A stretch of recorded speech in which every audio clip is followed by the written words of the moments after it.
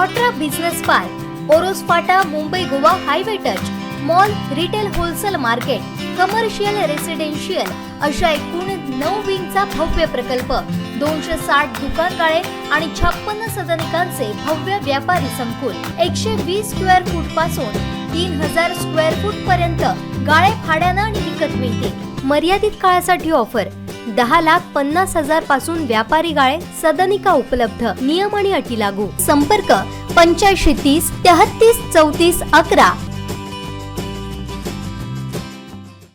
उद्धव ठाकरे मुख्यमंत्री असताना साधी कवडी आणली नाही, फक्त शब्द आणि टीका पाठवली, अशी टीका भाजप प्रदेश सचिव तथा माजी खासदार निलेश राणेंनी केली आहे। लक्षात असेल, मागच्या सरकारापासून म्हणजे ठाकरे सरकार असल्यापासून आम्ही सातत्याने किनारपट्टीच्या भागाचा आम्ही दौरा करत होतो। स्वतः राणेसाहेब किनारपट्टीचा दौरा त्यांनी केलेला। सगळी परिस्थिती आम्ही बघून होतो, सरकारकडे सातत्याने मागणी करत होतो, पण इकडचे आमदार खासदार दोघेही फेल गेले। त्यांना शासनाकडे मागणं किंवा शासनाने त्यांची दखल देणं हे कुठेतरी कमी पडलं। सरकार आमचं आलं, आज कधी नव्हे ते कुडाळ मालवण या अख्ख्या मतदारसंघाला कधी मिळाले नव्हते। मागच्या 8-8.5 वर्षामध्ये तेवढे पैसे गावागावात करोडोचा निधी गेला। काल पण मी पणदूरपासून घोडग्यापर्यंत सगळे जलजीवनची कामं असतील, शाळा दुरुस्ती असतील, असे अनेक कामं एकेका गावामध्ये कुठे 1.5 कोटी, कुठे 2 कोटी अशी कामं गावामध्ये आलेली आहेत। कोणतरी करून घेणारा लागतो, हे इकडच्या आमदार खासदाराचं अपयश आहे। ठाकरे मुख्यमंत्री असून सुद्धा त्यांना कवडी आणता आली नाही।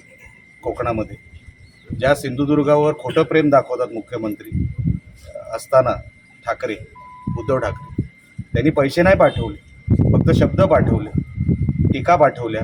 पण ह्या शासनाने सन्माननीय पालकमंत्री साहेब, शिंदे साहेब आणि आमचे फडणवीस साहेबांनी, राणे साहेबांच्या मार्गदर्शनाखाली हा सगळा निधी मोठ्या प्रमाणात, म्हणजे फक्त कुडाळ मालवणच नव्हे तर जवळपास 300 कोटी जिल्ह्याला आलेत किनारपट्टीच्या सगळ्या कामांसाठी।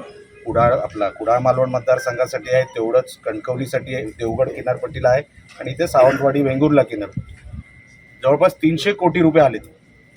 आणि आम्ही मागणी केलेली सर्व कामं ही शासनाने मंजूर केलेली आहेत। याच्यावरूनच आपल्याला लक्षात येईल हे शासन किती वेगाने काम करत आहे आणि कोकणावर प्रेम ठेवून, कोकणावर लक्ष देऊन मागेल तो निधी, जसा शिंदे साहेब बोलले होते, मागेल तो निधी मी कोकणाला देणार आणि तो शब्द ते पूर्ण करत आहे। आमचे दिवसभरातले सर्व अपडेट्स, ताज्या घडामोडी आणि थेट लाईव्ह पाहण्यासाठी सबस्क्राईब करा, लाईक करा कोकणचं नंबर 1 महा चॅनल कोकण 7 लाईव्हचं YouTube चॅनल।